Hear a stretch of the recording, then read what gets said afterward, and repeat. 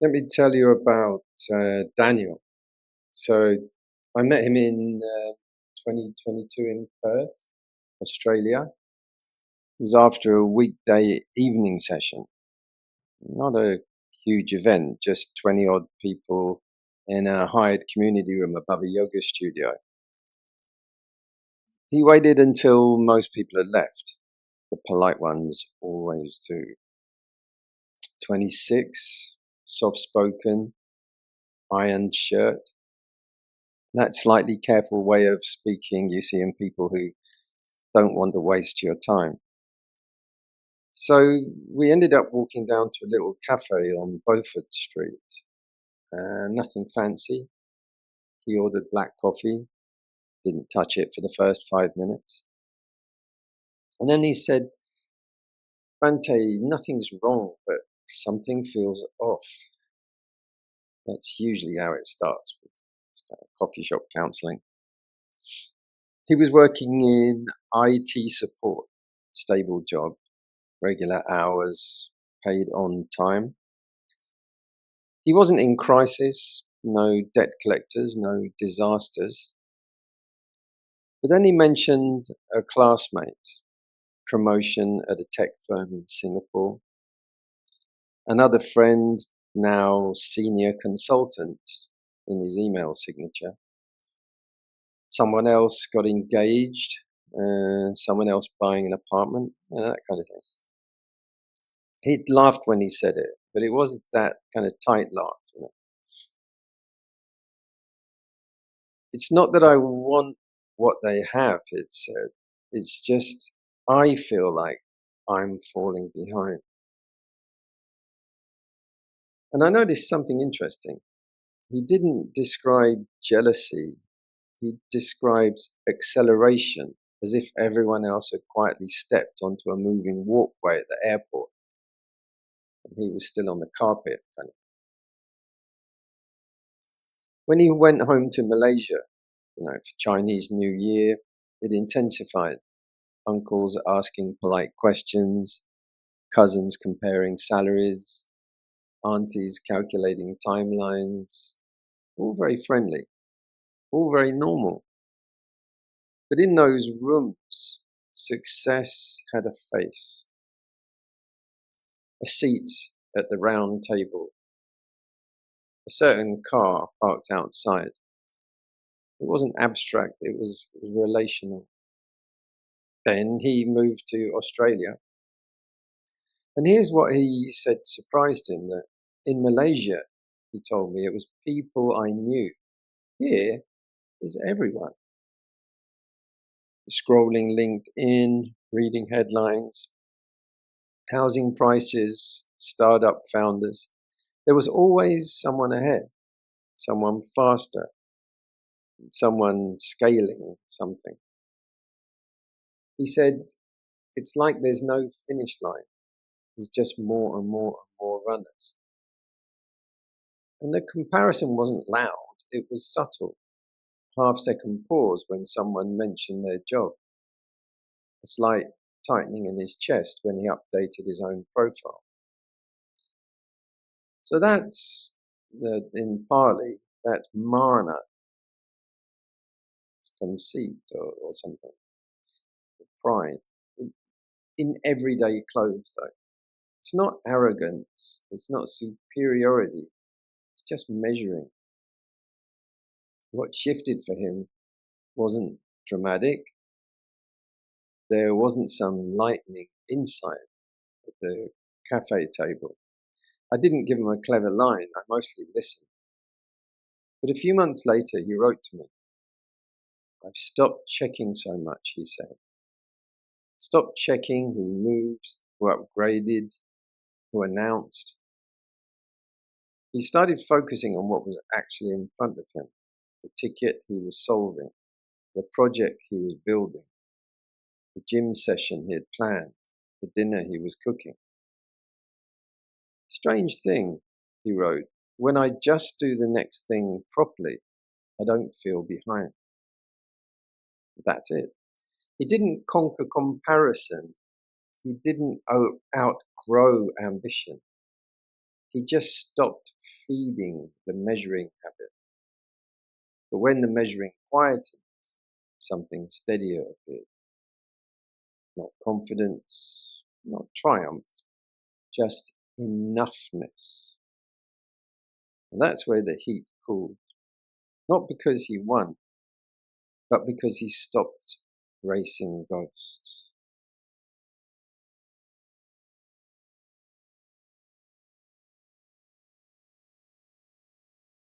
Oh yeah, let me tell you about Li Wen. I first met her in 2019 in Penang, actually. It was one of those humid afternoons near Pulau Tikus Market. I'd gone down for a kopio. I was still drinking coffee there. And she was there with a friend of mine, her cousin, I think. She'd just moved back from KL, not long before that. She was 26, working in a small logistics firm, admin side. Nothing, glamorous. Spreadsheets, invoices, phone calls.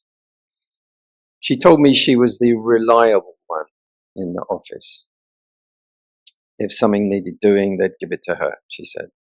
Not proudly, just factually. We ended up talking for nearly an hour, and somewhere between the second coffee and the rain starting outside, she said something that stuck with me. Ante, she said, I'm doing everything right. Why does life still feel stressful and tight? She was renting a small apartment, 4th floor, no lift. The landlord had just increased the rent. Electricity bill higher than expected. Her car insurance renewal came in that week. Nothing outrageous, just steady.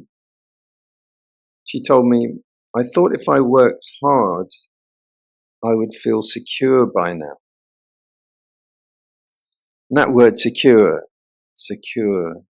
I remember her really being about that. And then she said something even more interesting. When my bank balance drops, I feel smaller.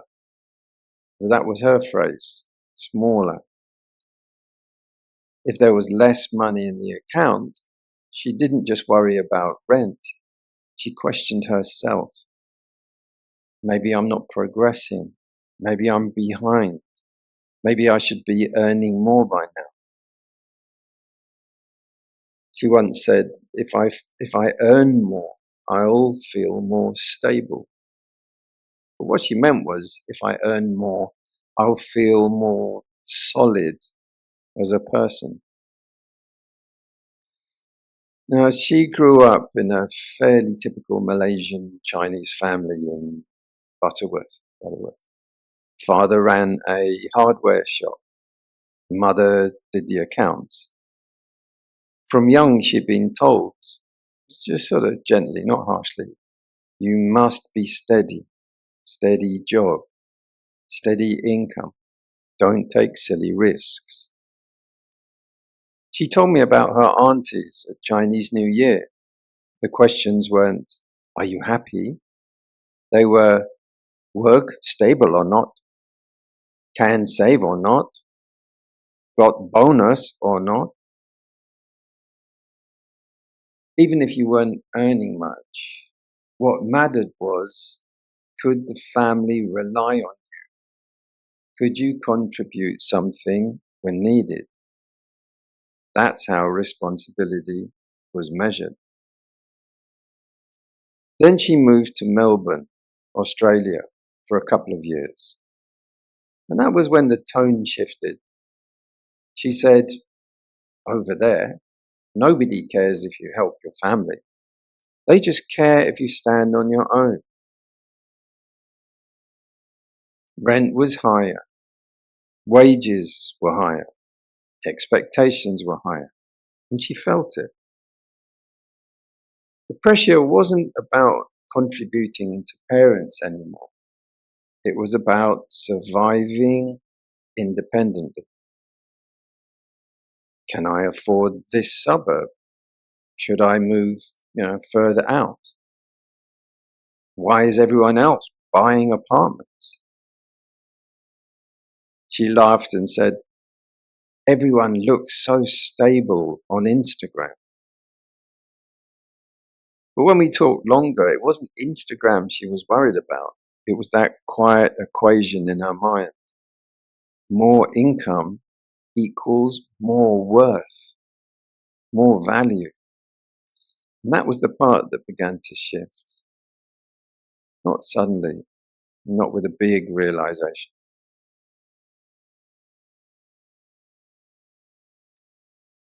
That was the beginning of steadiness for her.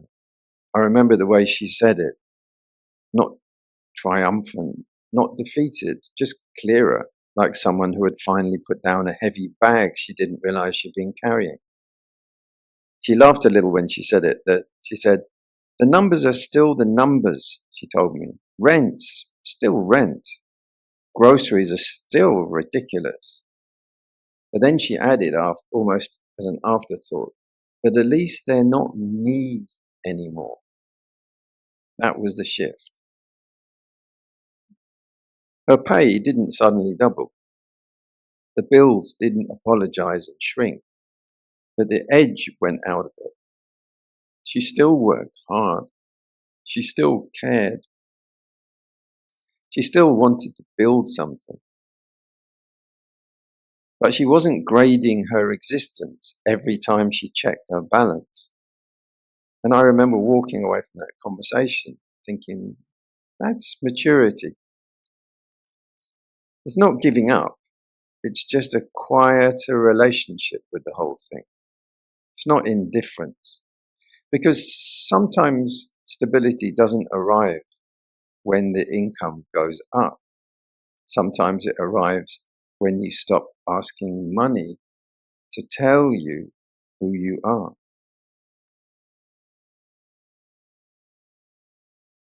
And when that happens, even if the figures stay the same, something inside feels less stressed and crowded. That's a very ordinary kind of freedom. But it's real.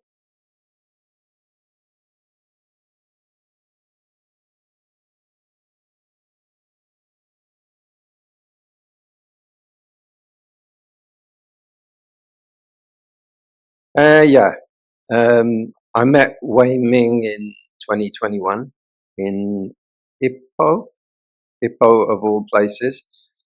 I was there for a small weekend program, and he came up after the talk. Mid-40s, quiet, well-dressed. The sort of man who looks dependable even before he speaks. We sat outside a kopitiam the next morning. Teh tarik, plastic chairs, ceiling fan that made more noise than breeze. He said, half smiling, Bante, you know my marriage? I think I've run out of conversation with my wife. That was how he put it.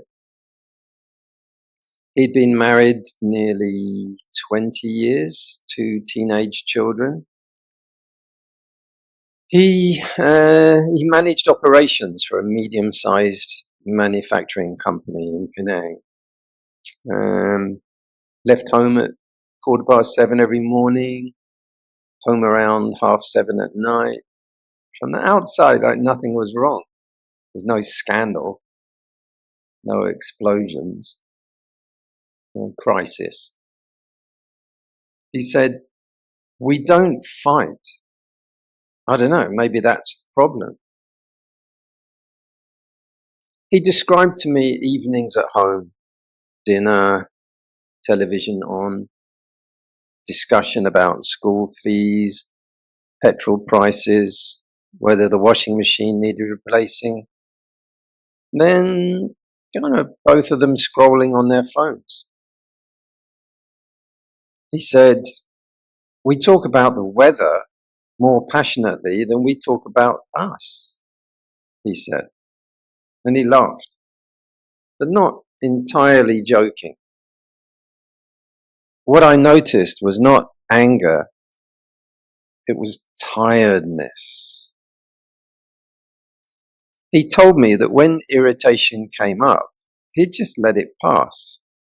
Not because he thought he was wise, but because he was exhausted. It's easier to say nothing, he said. Less trouble.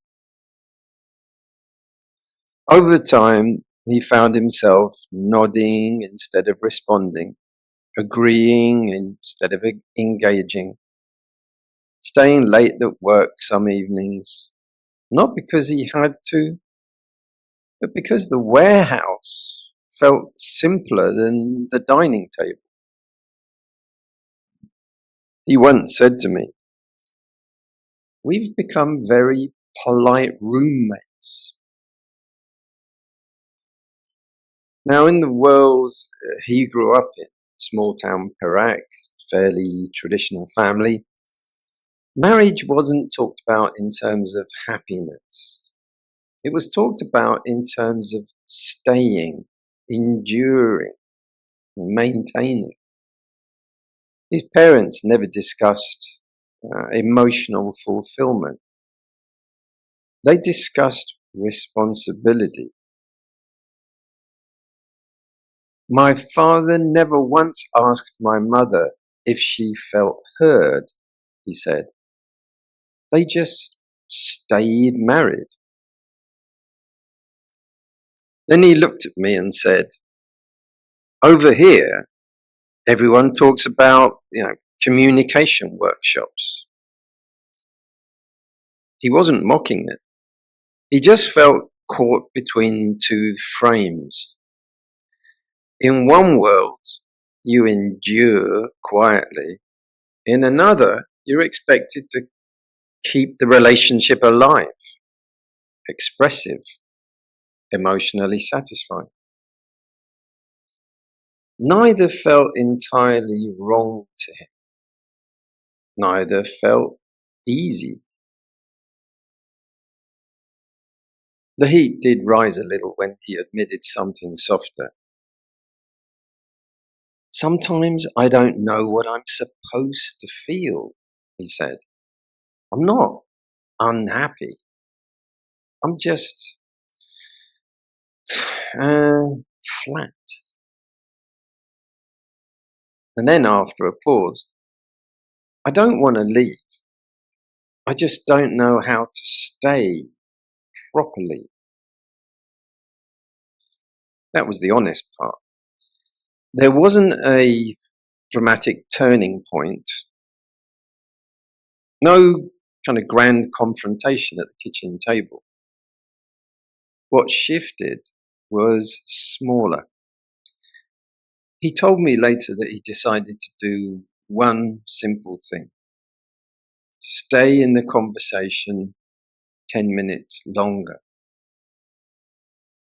Ask one real question before retreating. Sit at the table without the television on, even if the silence felt awkward.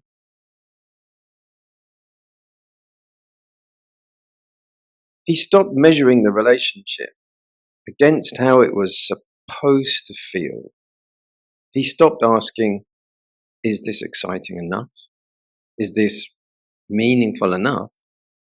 He started asking, "Can I remain present here, even if it's ordinary?" Patience entered quietly. Not resignation, not indifference. Just less pressure to fix everything immediately. He said to me once, "When I stopped trying to make it feel alive, it started breathing again." That was the shift. Not fireworks, not transformation, just steadiness.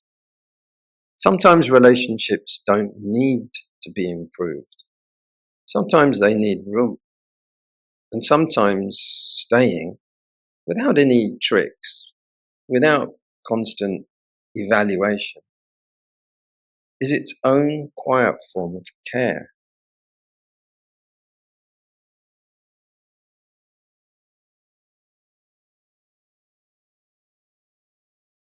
Cheryl Tan is also in her 40s. She's 45. She is still competent, still capable. But the world around her has begun to speak in a slightly different register.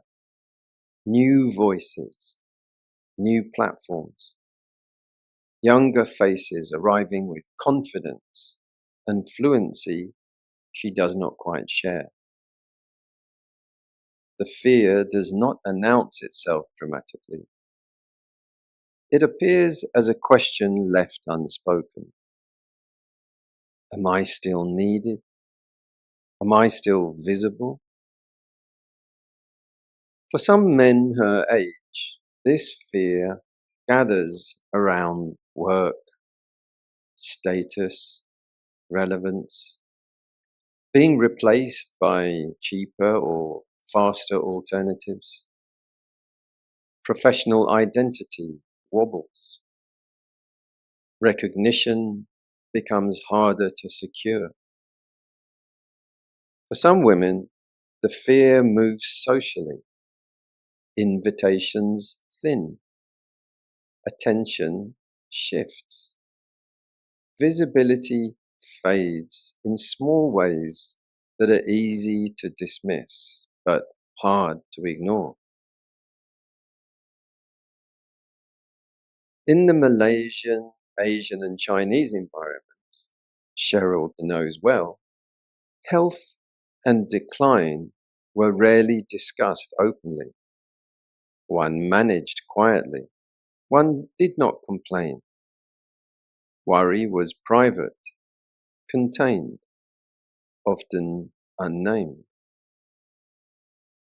In Australia, concern is spoken more directly. Preventive care, monitoring, conversations about risk and aging happen earlier, louder, more explicitly. Awareness increases, and with it, anxiety. Cheryl notices how recognition pulls at her. Praise steadies her. Being overlooked unsettles her. She does not condemn this, she simply begins to see it. The shift is subtle. She practices valuing understanding over attention, contribution over acknowledgement. She continues to act well, whether noticed or not. The fear does not vanish, but it loosens its grip. Relevance is no longer something to chase. What remains is a quieter confidence, not built on being seen, but on knowing what one is doing and why.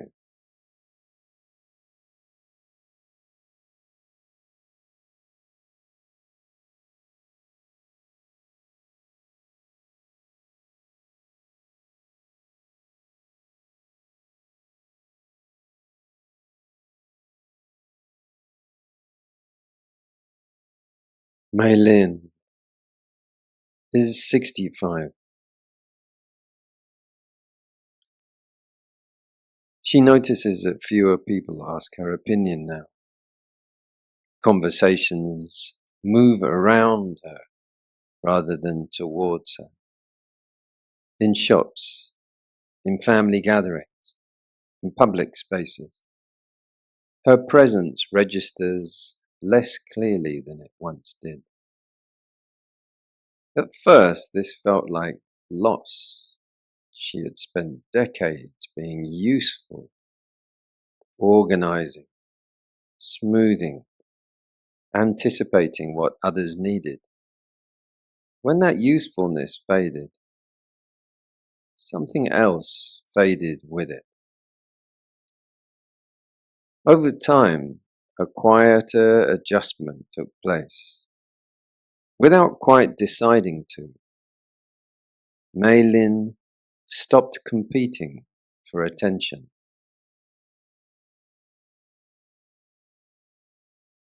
She began to measure her days by whether they were lived carefully rather than whether they were noticed.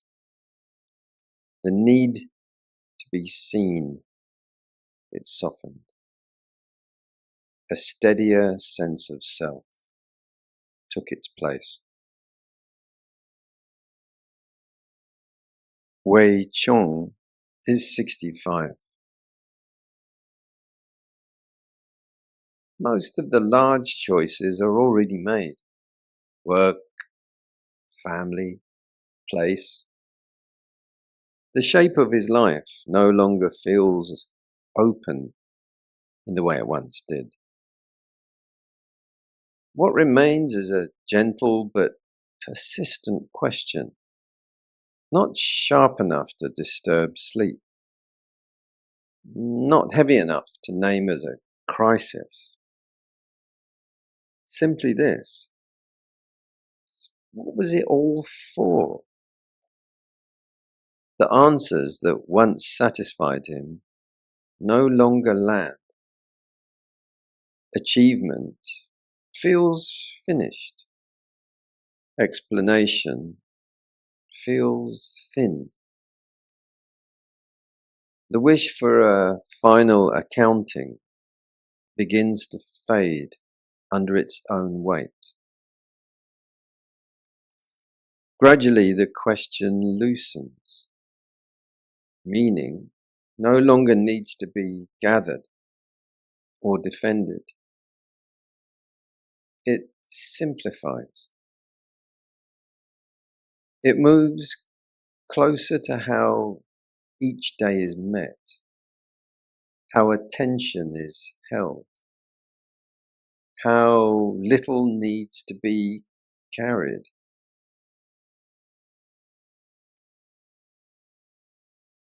Let meaning simplify. Nothing resolves, nothing needs to. Meaning becomes smaller, nearer, and easier to live with. No longer a conclusion to reach, but a way of standing in what remains.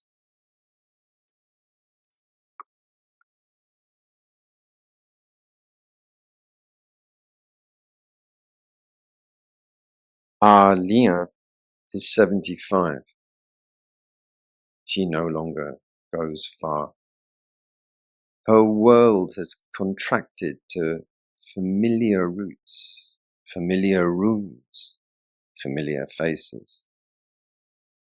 What once felt like possibility now feels like boundary. At first, this shrinking world felt like deprivation.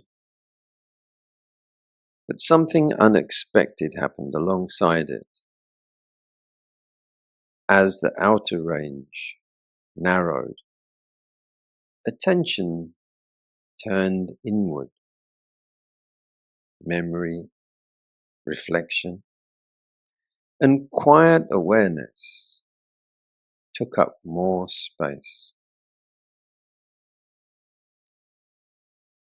The world did not expand again, but depth replaced breadth. Life became less about movement and more about presence. What was lost in reach was partly recovered in intimacy.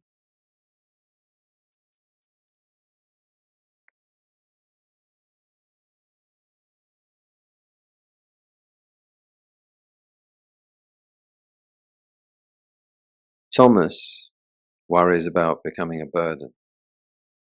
He moves carefully now, measuring effort, apologizing more than necessary. Help, when offered, is accepted reluctantly. Independence has long been part of how we understand dignity. Over time, this stance becomes tiring, always managing appearances, always trying not to need too much. Gradually, another understanding emerges, that needing others does not erase self-worth. Accepting interdependence, accepting help becomes less about failure and more about participation. Interdependence, once resisted, begins to feel natural. Not a loss of dignity, but a shared condition.